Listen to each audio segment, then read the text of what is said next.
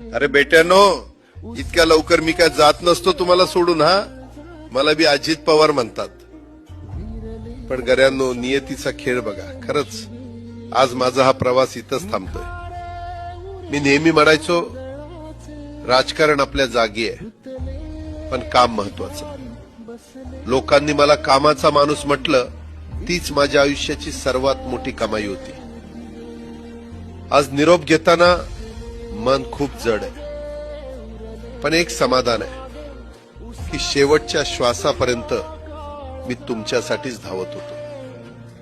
मी तुम्हाला शब्द दिला होता, जोपर्यंत माझे हातपाय चालतात तोपर्यंत तुमचं भलं करण्यासाठी मी झटत राहील. नियती बघा कशी असते.